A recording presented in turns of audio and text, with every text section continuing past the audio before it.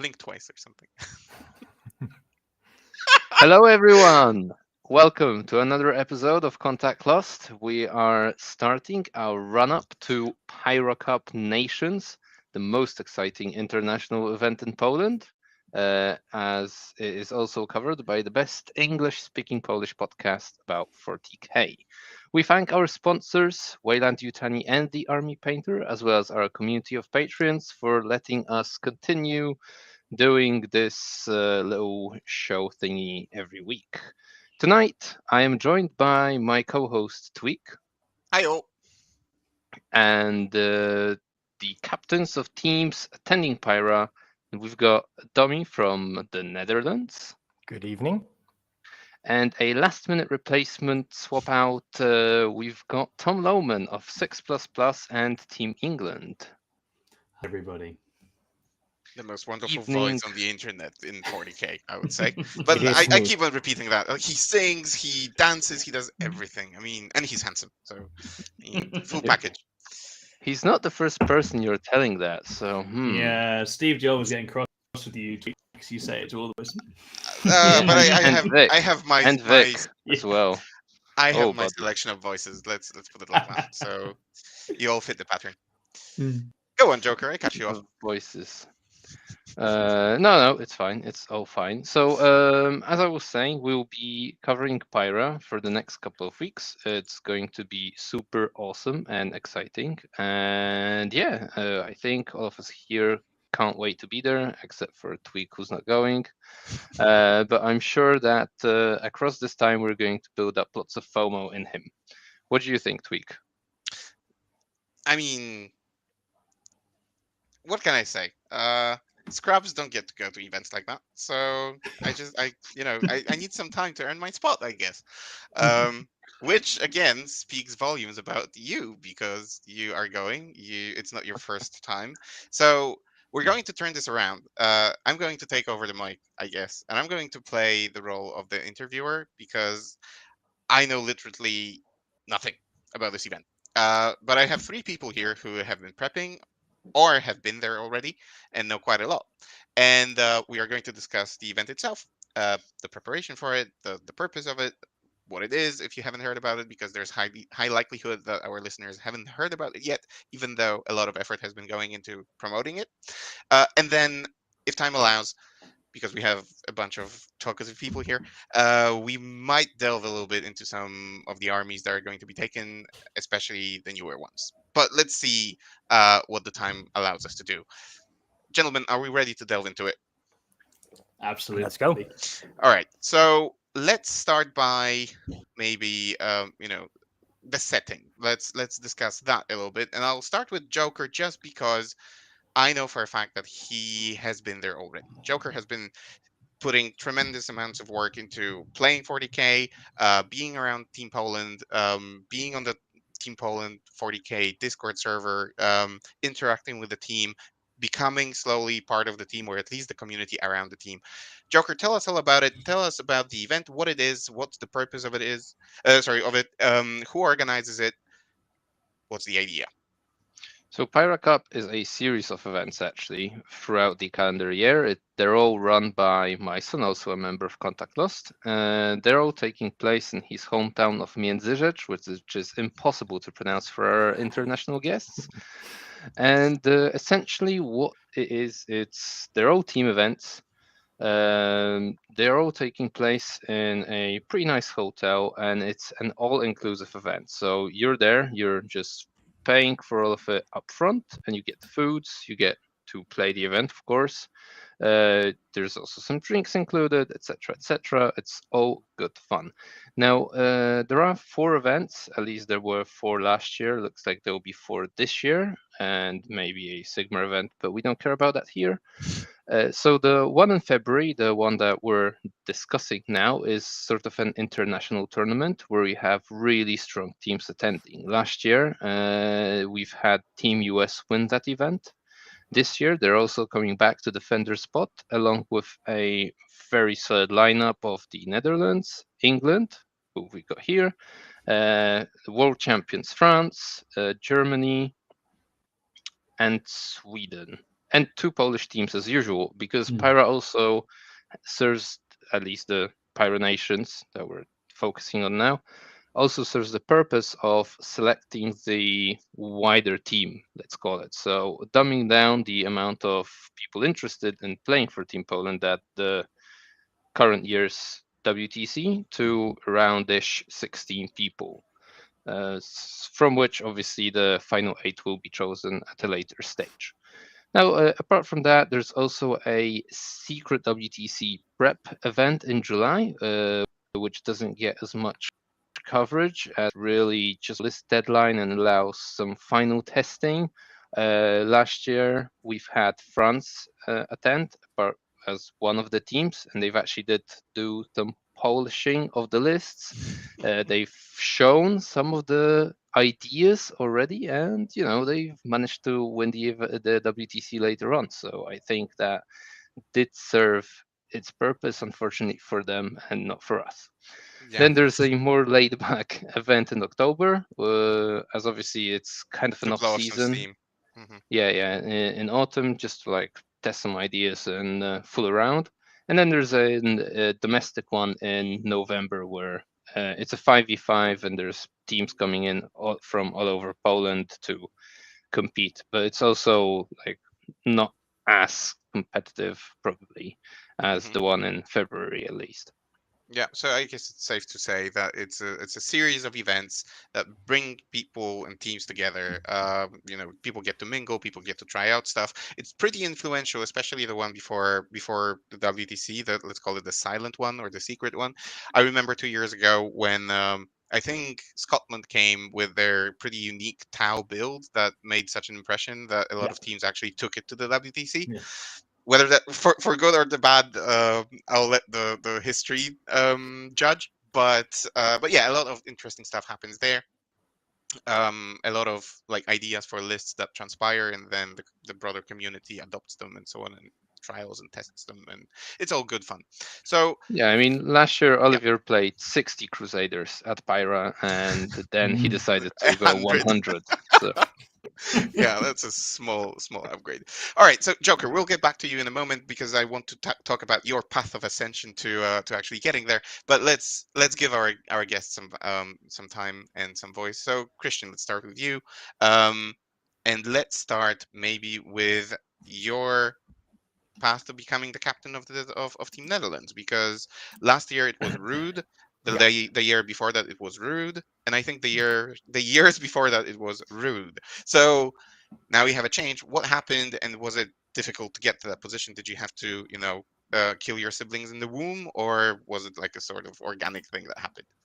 Well, I had to buy him off with a lot of beer for start.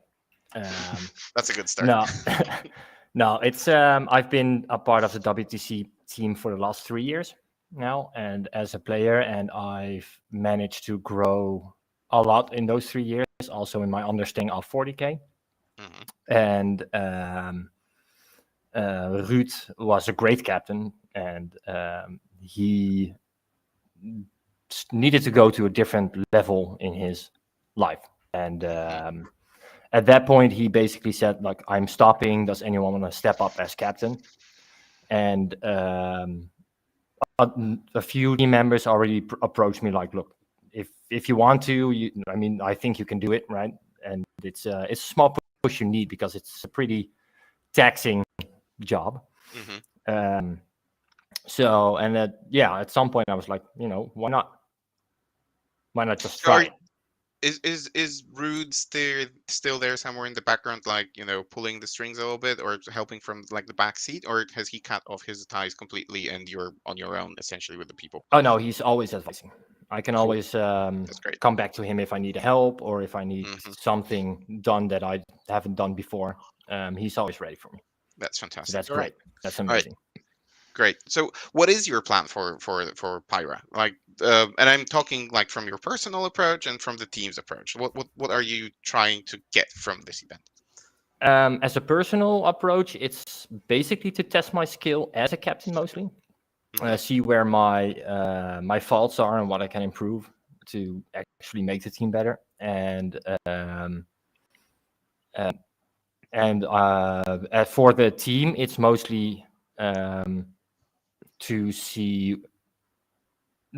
For a Pyra, you want to bring newer guys. You want to make them enthusiastic for 40k, right? For the team, because it is a taxing job, and it takes a lot of time and it takes a lot of money, and you always get the stories of how great it is, but you'll never know until you experienced it, until you've been there, right? And for Pyra, it's mostly to get the newer, promising prospects enthusiastic about, actually putting in the effort to make the team and improve.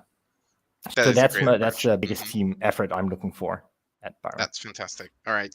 Do you have any specific armies or builds that you want to try out, or are you giving the people free hand basically? Like take whatever you want. The only limits are don't overlap or don't take the same armies, and just give it a go. Oh no, we are looking at a specific comp, because the lineup is amazing, and it's a really strong lineup. And coming back to making people enthusiastic part, you can't make people enthusiastic if you get curb stomped for 5 rounds, right? Yeah. So absolutely. you want to bring the good stuff. We are looking at like the specific armies and the specific comp for the team. All right, so we'll delve into that in a couple of moments. Let's allow Tom some time to talk. So Tom, as I mentioned, there is some history with you and the national team. I think you aspired to get on the team last year. In the end, the composition was a little bit different, but you went to the WTC anyway with David from Glasshammer, and you did the stream, which, if I may say, it was the best stream that I've seen from that event, but that's only me. We had fun. Yeah. And then you do the podcast with the national team. So your voice has been heard. And since that time, people could also see you playing either for, as an aspiring player or part of the national team at events. Tell us all about it. I pretty much said it already, but yeah, give us the spicy details.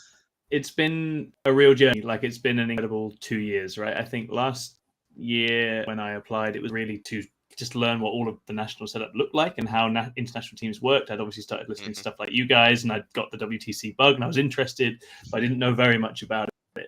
And it's just been 2 years of all these things that I was listening to on your podcast and they becoming things I'm at, which has been crazy, right? It's been so cool. But no, I did last year. I think levels wise and understanding teams wise, I wasn't there yet. But Tony, and shout out to Tony. Obviously, Tony can't be on tonight because of family duties. But Tony has obviously been doing an amazing job, I think, in the last years as captain, and huge reforms and changes to the team this year. We'll get into in a bit. But ahead of the summer, I think you should come. I think you should come and do the commentating for us, and I think you should see it. And as you were saying with Pyra, once you've seen it, once you're there, I have to be with this. And so I got home and was like, I'm going to throw everything at the wall and try and muscle my way in next time, right? And I've played more than I've ever played. I've worked really hard on understanding teams more, and been real progress in that. So I was delighted to make the squad of 22 that we selected this time around, and obviously privileged to get to take some of the guys out to Pyra as well. It's just unbelievable. Even if that's it for me this time around, that's still a pinch me moment, right? That's so cool to get out to Poland and see all the guys, all these people from the internet. Amazing. So there is a theme that I want to build the next question around. I mean, I'll present it as, or set it as, each of you is debuting in a certain role, I would say. So I'm gonna ask the next question around that. So Joker, firstly with you, either you have debuted already on the team at Pyra, or you're going to be doing this right now.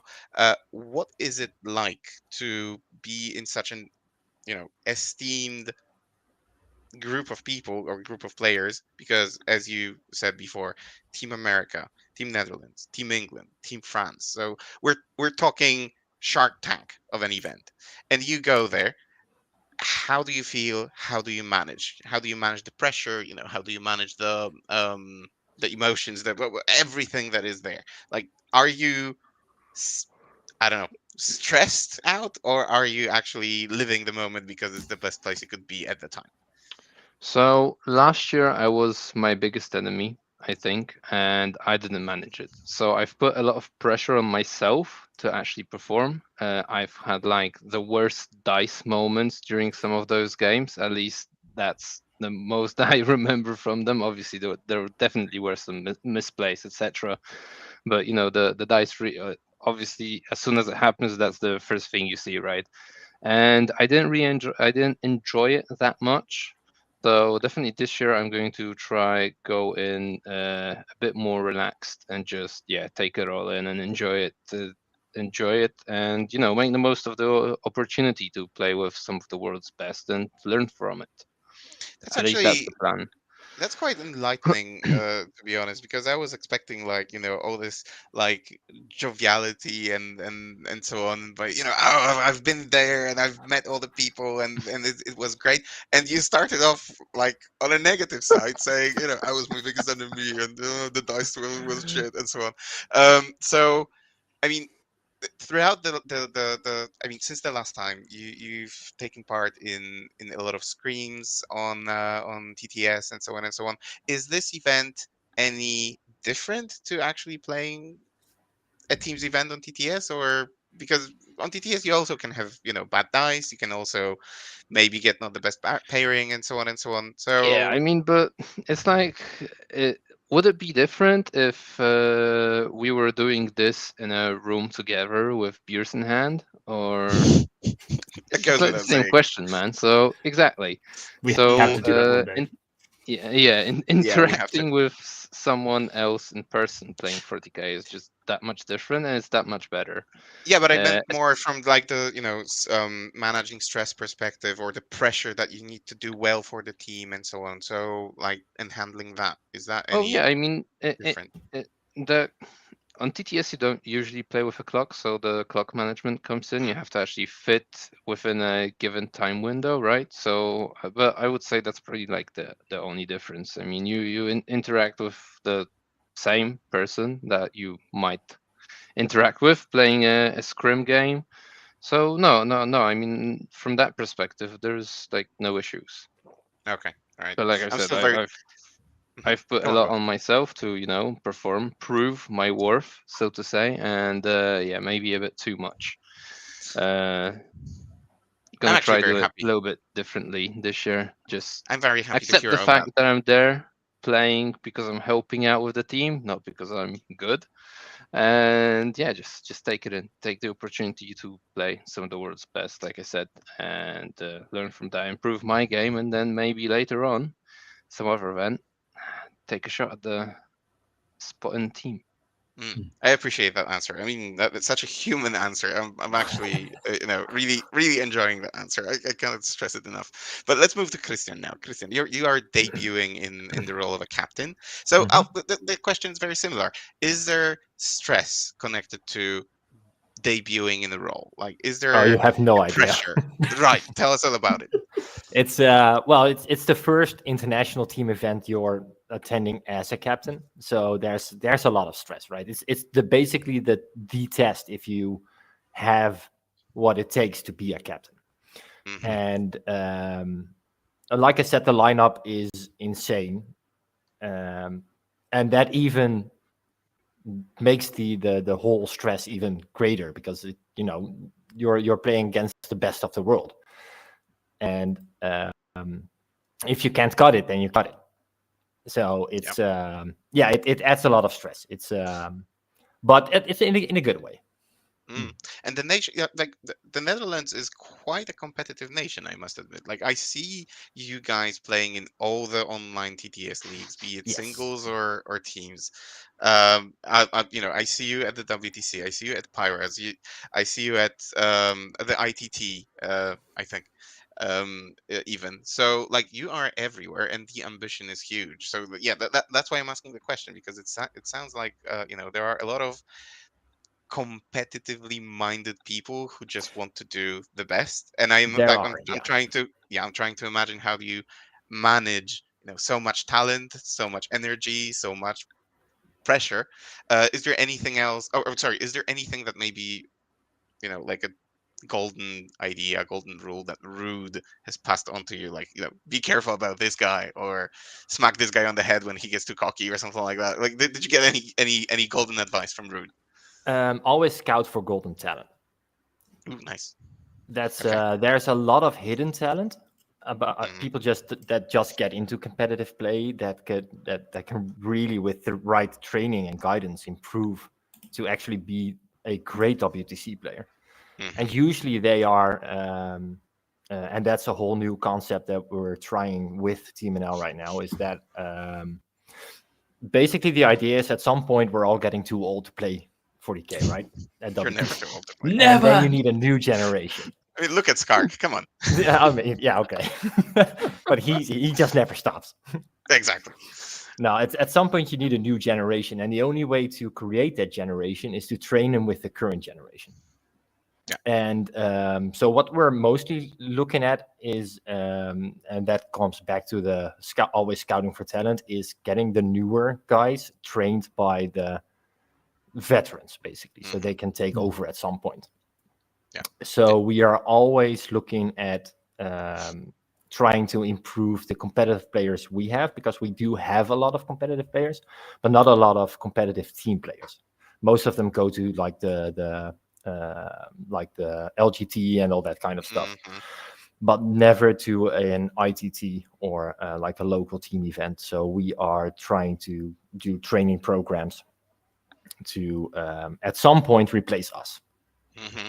Okay, yeah, that brings back memories of, like, football teams and so on, where I remember there was a time when the Polish national team had like a complete rehaul. All the older players were left out and new players were brought in, and one of the commentators during a game said, yeah, well, as you can see, they are not well organized yet, and that is probably because there is no like one leader, like an experienced player. They left nobody who was experienced. Joker, you're laughing.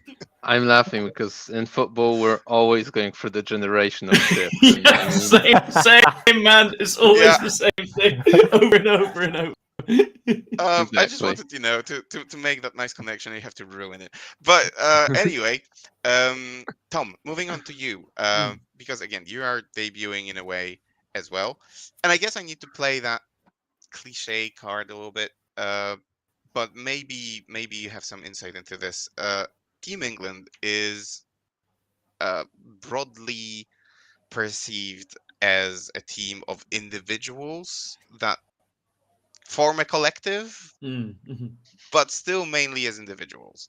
Now, this repeats itself sort of year after year, and when I listen to the summaries of the team captains and the Fireside podcast or what have you, it does transpire that, yeah, we tried to play as a team, but we still ended up as individuals. So is there any effort this year being put into making it more of a collective, more of a team effort? And if you can, like, tell us what it is that is being done.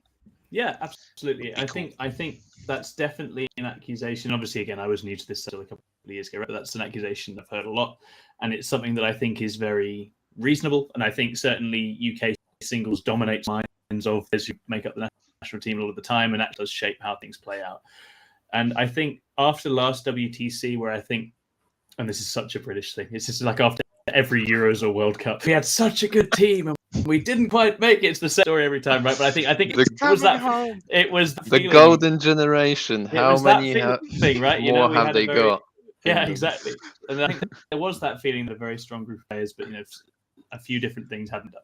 So I think there was a lot of sort of internal discussion and analysis about that, and this goes hand in hand with just, I think, as a modern 40K national team now, you have to be a genuinely national team, and it's time for that. You've got this online world of Discord and people playing, and there was a sort of an era form needed to kind of bring us into that era. I mean, and again, we were very much inspired by what we were seeing in other teams. I don't think anyone encountered or spoke to the team last year and didn't think there's something quite magical going on with that. I think it was, so there were definitely some lessons, and Tony and the rest of the guys involved in the sort of administrative side of the setup, Dave and Nassim and others who've been very much at the hand of that year, completely reorganized everything. And so it's a very different team. If you look at the faces going to Pyra, these are not people who've played international events for England before. There is not any kind of returning faces. I think there's every chance that the majority of the WTC squad will not be people who have played before. It's a completely new process, right? And I think we wanted it to be based around hard work. We wanted it to be based around people who were, a real credit to their teams and their communities all the way across the UK and all of these different things, and really build. I think in some ways build, a team that we'd want the teams to want against and be really excited to play against, but at the same time also have that energy and team unity. So we've worked really hard on that. There's been a lot of playing each other online. There's been all sorts of scrims and other things, and I think it's funny. You're talking about pressure, and like the others, I've been feeling all the pressure as well. But I think the one thing that's been reassuring is, because we've drawn this team from all across the UK, from our very dominant circuit there, and I know all these guys incredibly well. So actually, I've got a lot of faith in all the other players that are going. I know them really well. I know they're all outstanding, and we've all been working really hard and talking together and trying to actually gel. So I think I would say that the statement about England in the past is completely true. And I'm not saying we're going to immediately turn up as a article team this time, but what I would say is we're on the way. That's where we're headed. Yeah, but I think we're under no illusions. We're growing, right? We're still learning.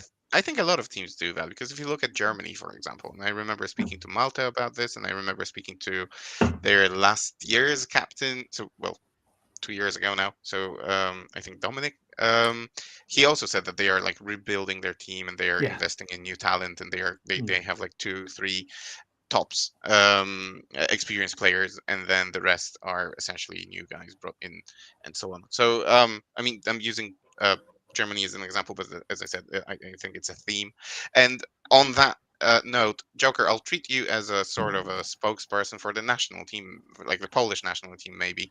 I think a similar thing is happening with the Polish national team, right? Sort of, yes. I mean, we've got a couple of big names taking a break this year. So definitely we are in search of some new talent to try and replace those slots that are inevitably going to be freed up this year. So yes. You could also say that we are going through a generational shift in Poland as well. Although apparently not forever, but this year it's something that we have to face. Yeah, but it's always good to like expose some new fresh blood to the world, essentially, and we are also going to put some effort into bringing 100%. I mean, like Domi said earlier on, right? That this is the only way for them to get the experience, right? Exactly. I mean, if you get it firsthand at the highest level, then you can work from there, right? And also reach level at some point. It's insane. I mean, you always have to look on the bright side, right? So it's gonna be fine.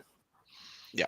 Okay. All right. Fine. I've got a question to our guests, if I may, because we were supposed to come back to the topic of team selection. Tom's already mentioned some numbers. We'll start with Domi again. Give us a little bit of background, like how many people are wanting to get involved currently in the Netherlands, and does Pyra's have some sort of a filtering purpose within the team to like narrow down the selection? Yes. So we have the most applicants we've ever had so far this year. I think we're at 32, which is amazing. Not all of them are ready to play at WTC. So some of them are in the process of being trained. Out of those 32, we've already selected our top 16. So that's the top 16 cut that can actually make the team. And Pyra is one of the filtering, like you say, filtering events, where we take a few of the promising top 16 players who haven't experienced a international team event as a player yet, to basically stress test them as well, and see how they like it. And then see how that continues, and then at the next event we'll do the same. And until we've reached our top 8, I think it's going to be in March or something, or April. Okay. Okay, cool. And Tom, what about for Team England? You've already mentioned you've narrowed down to 22 people. Yeah, and that was sort of an odd from number, but yeah, I think it was. I can't really exactly. I think it was originally going to be 20, and then things occasionally they're a bit organic. I think we had a huge amount of applicants this time. I think it was double the year before, and I think it was 60, 70 this time. So it's been a big process of narrowing down. And I think so that was obviously because I was also taking part. That wasn't a pro I was in, but I think it was been a real headache and a lot of late nights looking at that. And so the two main like showcase events, I guess, are Pyra and Home Nations. For us, that's typically the two that matter in the run-in the most. But there's actually other events, and internally there's a lot going on. So it's not just about those. But I think that's why we're trying to have as many new faces as we can at those and make sure it's a real, as you say, dry fire, right? You don't want people going into WTC and that's their first one of those, unless they're really, really, really, really good. You want them to have got a little bit of experience and been blooded and got ready to go. 100%. All right. Tweak, back to you. Yeah, taking over the mic again. So I guess this is about the teams. I don't know if you want to delve a lot into like team compositions in terms of armies that you're bringing and so on, but if not, that's fine. There are two armies, however, that I wanted to ask about, but those primarily would be, I guess, your impressions of those armies, because we have two fresh codexes, whatever, dropping, and ones that will be played at Pyra already, which is Guard and Aeldari. I've seen some I don't know, highlights on YouTube. I think Art of War started doing some sort of reels on stratagems and other things that you can take, and these things are terrifying. I mean, not the reels, the stratagems.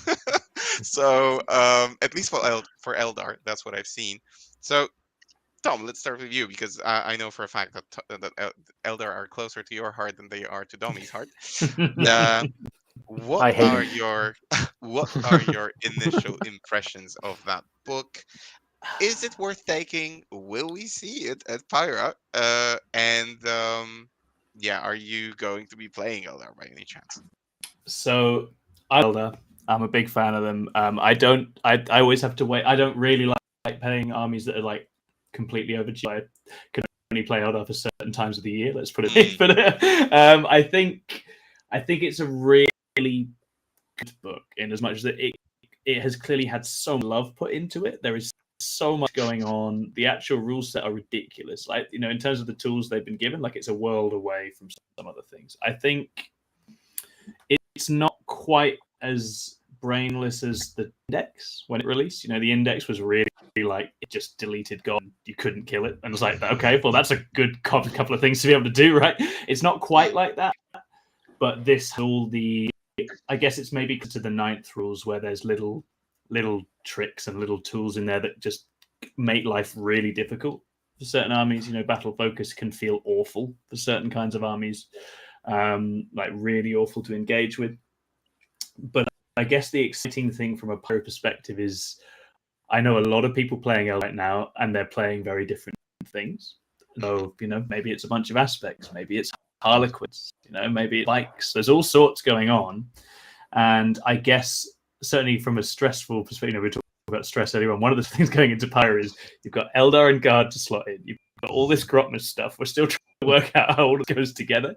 And yeah, so there's a few different ways with Eldar, and I think still waiting to see what the one for teams is, if that makes sense. And there's still more testing to be done. But look, Eldar, they just rings around certain armies. You just have to have that in there somewhere, right? That they're so good. Yeah. So, Domi, same question to you, and still about Eldar. Like, what is your impression of the book? I guess we're going to see a theme here, but also from like a captain's perspective, is it an army that you already can put into your matrix and you know what it's gonna do, you know, in certain matchups and so on, or do you still require more play testing before actually doing that? I think you require more playtesting because there's so many builds you can make with Eldar. I mean, you can tool them to any meta situation. Yeah. And there's so many places you can go. So there's not really any like set build you can do with them. So putting them like in a set matrix is at the moment still not really possible. Maybe if the meta changes or if they get, if we're a month ahead, you see like the 2 builds that are most common, then you can do it. But at the moment, no. But I do think it's a really good book. And I do think in a team, they are a set standard right now. Yeah. Yeah. It would In be A strange form. to not see it. Yeah. And it would there a are going to bold move. be tiers at the mid tables 3 months as well. Yeah. Let's not pretend there's going to be anything else. It's rough. They're Yeah. even more annoying than they already were. Yeah, so annoying. It's Which is really, an art. really annoying. Yeah, the only thing you can hope for is that they roll a 1 on the battle focus thing. Yeah. Man, just madness. So yeah, so impressions did not let me down, to be perfectly honest, of the Eldar book. Let's move to the Guard book. And Domi, while I have you and you have the mic still, that is a faction that is closer to your heart. So is there immediate love, or is it a grower? Oh yes. No, I love it. It's amazing. It's so good. I can think of 4 detachments that have competitive play but still needs testing in A form, but that's really meta dependent. But there's so much good stuff in that build in the book. It's so good, and you're gonna see indirect again, which is so good for 40k, right? Yeah. It's I love it. It's great. It's Okay. there's every detachment has its own unique playstyle, and every playstyle is competitively viable in a certain competition. Yeah, that is great. That is kudos to Games Workshop, because I think that they've been trying to do that with the majority of the books, and for the great part they've managed to do it. Like even something as basic as vanilla as Space Marines, they do have flavors. They do taste different. So I hope they keep this up, and that we see diversity of like detachments and builds for all the books, even factions like World Eaters, let's say, where you essentially run forward, but maybe with the new book they will run forward in different manners. We'll see. All right, Joker. Yeah, I need to pass the mic to someone. Joker, again, as a spokesperson of the Polish community, so to say, have you seen any impressions from like people on the national team or the Polish Discord at large? How do Polish players feel about Eldar? How do Polish people feel about Guard? There are some strong feelings about Eldar, yes. That is once in a book full of OP nonsense, but of the sort that actually requires a good pilot. So if it's not just like Tom said, it's not the index Eldar that we've had at the release of 10th that you just give 2 Wraith Knights to anyone and go have fun. Thank you. I still have traumas. Yeah, exactly. So you still need to be careful with positioning. They're still frail units at the end of the day, but they pack a lot of punch. There's a lot of movement shenanigans that you can do to make the game a little bit not interactive for your opponent. And that's at least the impression from the Elder book. Oddly enough, there aren't that many Guard enthusiasts, especially at around the national team. So that's been fairly omitted, and I haven't read that much about Guard. It doesn't look like the book's got that much love from people. We're not fans of indirect in Poland. In Poland, yeah. Only Skarkes. So I was going to say you have one very big fan. Experience teaches us that Scar takes a basilisk not to shoot but to score missions and just to fly in the back of someone else's army. So I mean, 2 basilisks still do it. Exactly. So that's the purpose, the hidden purpose. All right, Tom, your and the overall English or Team England's impressions of the Guard book. Like, is this what people expected? Are there enthusiasts who actually might take it to Pyra? I think our feeling in England is that we're just sick of Guard being good at this point, because obviously we all have to play Nassim all the time, and they've just been good for like a year and a half, which means playing Nassim is horrible, and it just never changes. Like it's just a slightly different form.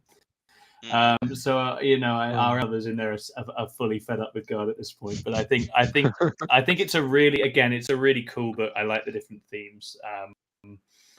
And I've got a few personal favorites. Like you can just do some crazy shit with Tauroxes, man. Like I'm here for that. Like it's just so funny to have that in a Guard book. Like it's just some really ludicrous things with Tauroxes. So I think it's good, and I think it's not like straightforward play. I think maybe the Grotness one has real like dunk power, but a lot of the others do require a lot of setup and use. Obviously, it has got some indirect, and this is where we're at with the game now. Like we're a little way in, right? It's not release indirect. It's like it is good. It's a roll. Like you're not like, oh, I will be tabled in 3 turns, whatever I do. Like so, we're in a much better place now. Yeah. Just pepper them with saves. Exactly, exactly that. Yeah. All right. Okay. So last time we spoke with Joker, the last episode we recorded a week ago was about list building, how you approach list building, what units do you want to bring in the list to do missions, and then how do you adjust and fine-tune your list towards the meta of the event that you are going. So I need to ask about that now, sort of in the light of Eldar and Guard book, because this is to come. This is something like the team TTS leagues that I or we with Joker participate in. They openly admitted that we're not playing the Eldar book, even though the materials are there, the points probably are there, and it could be done.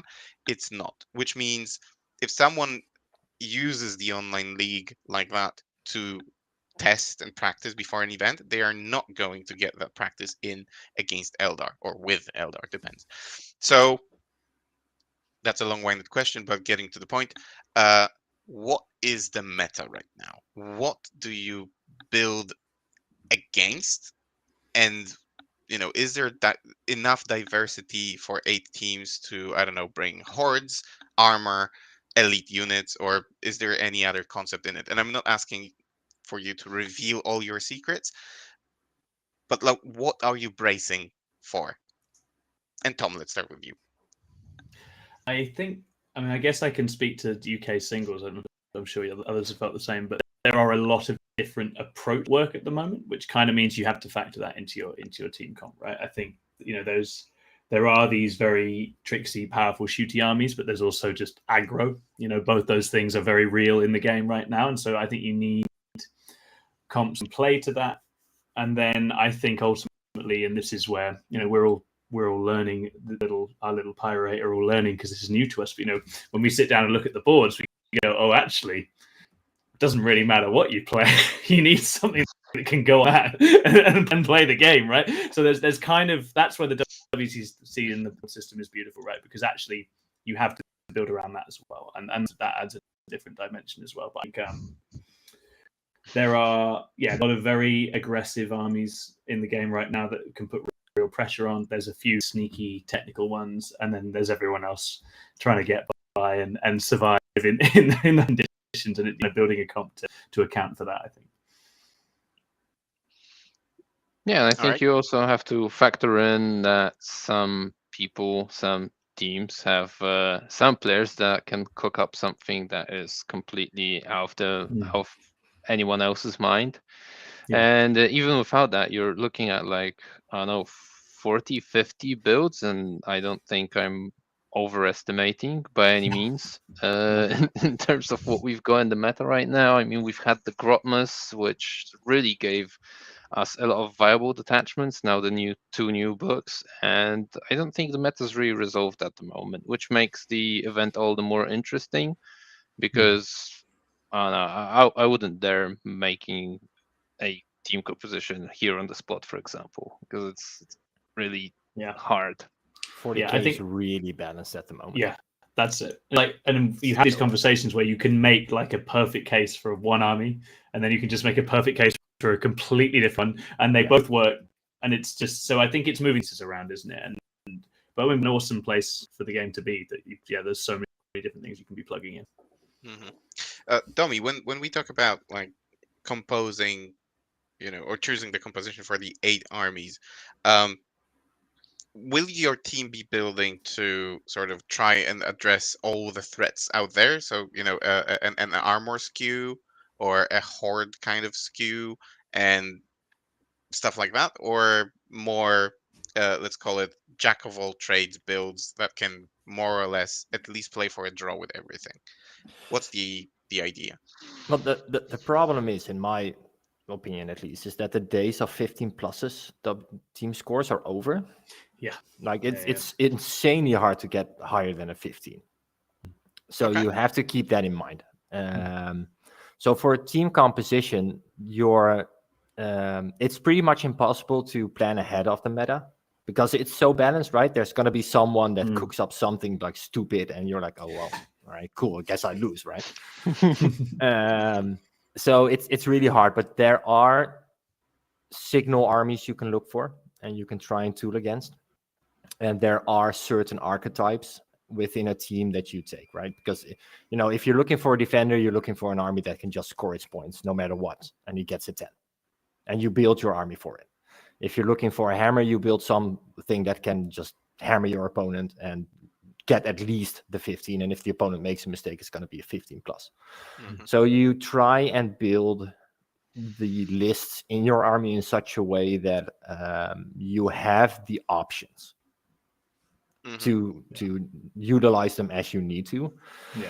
But I don't think it's like as cookie cutter that you just you take a Slanesh counter, for example, that's good into Slanesh, and you get Slanesh, right? And you get to 20 because you don't get to 20 anymore. Like if you take a horde, there's always going to be a horde counter. If you take a hall spam, there's always going to be a hall spam counter, at least 2. So yeah.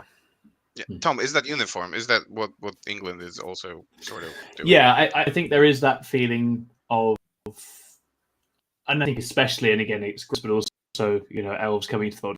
I think as dummies, there will just, if you just go like here's just a profile, there are just armies that will just eat a pile up. Like that kind of skew right now. Mech skew, I think especially, I don't know if anyone's read the Fire Dragon sheet. Like 2 Rogue Doors would like a word. Like Mech skew can be a very perilous game right now, and so it's interesting, and I think it's like Gomi says. I think in an environment where high scores are a bit rare and the games tend to be closer, what you have to be very careful with is getting too cute. Like if you get too cute, you take something that's too specialized and has a very specific job, and as Domi says, might never get to do that job. And then because it's not quite right and not all round, just bottoms out into something, then that's hurting your whole team. Because I think a 20 is obviously really tough for a team to recover at the moment because your teammates are going to struggle to dig you out in those environments. And so it's very important. And to be honest, this is just good teams practice. It's just everyone's floor needs to be high. Then you're sort of jostling around to find those slightly better matchups, slightly better situations from there. All right, Joker, a question to you, because again, you've taken part in some of the scrims of the Polish national team. So, in the light of what Domi and Tom said, are the matrices of the Polish team more in, let's say, autumn colors, so like yellows, oranges, reds, and some green, or are the times of 20-0s really over? Well, apart from like a few situations, usually yes. Like the guys have said, the meta is really balanced. So you don't have clear-cut 20-0s because this matchup just goes this way. It usually comes down to some errors as well, and really, really bad dice rolls or card rolls or whatever else you can think of, right? So it is fairly balanced. I mean, in terms of how the matrices look like, I mean, I wouldn't say that they're in autumn colors. Sometimes in a scrim there might be a list that the team composition is just not comfortable into because none of the team compositions for the scrims were like completely thought out. It was usually a blend of testing and stuff like that. so that's how it was. And now we're doing like sort of a master matrix to try to figure out team comps for Pyra. And it's if you've got like 16 factions on one side, because everyone's looking at least 2, trying to figure out how they play into, like I said, 40, 50 builds. You've got all the possible colors in there, right? So it's just trying to filter out and get it as green as possible, and make sure you have like at least 2 counters to maybe not even a build, but to an archetype at least. Because like the guy said, I mean, there was at WTC time, it was a viable tactic to have like a super strong shooty army, like we had the Skarkon CSM, with just like 6 tanks and Abaddon for rerolls and just some mission pieces. Because you put him down first, he gets the table choice for sure, and there's just almost nothing that can handle that. And that's not really the case anymore, because you can really build counters to those gunlight builds. So it's just yeah. I don't envy. I don't think it's ever been this interesting. Yeah, to be honest. Yeah, it's Yeah, going that to is be great. so much in the pairings and the board interact the matchups. It's going to be really interesting. Yeah, and then it comes down to player skill at some point, Yeah. right? So Oh no! Oh no! Yeah, just not that, please, not that. Comes to the point where you're actually dreading playing the game. Right.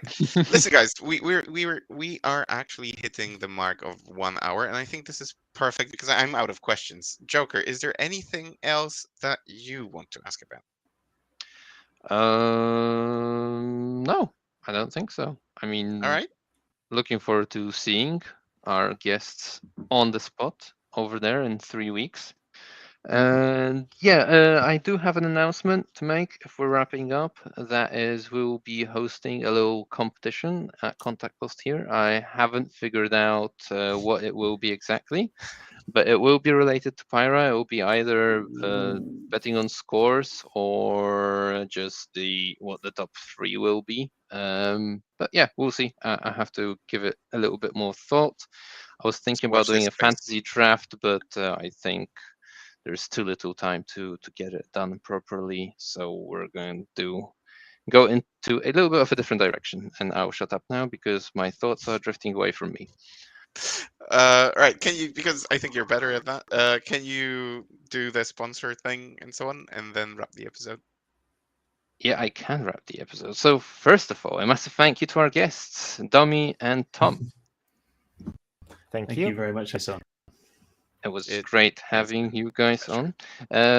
We thank our sponsors, Weyland-Yutani and the Army Painter, and their continued support. Check them out in the links in the description below.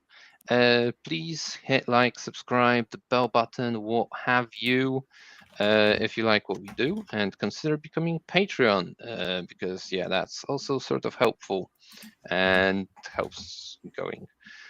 And with that, we bid you a goodbye from Tweak and myself at Contact Lost. Bye, everyone. Night night.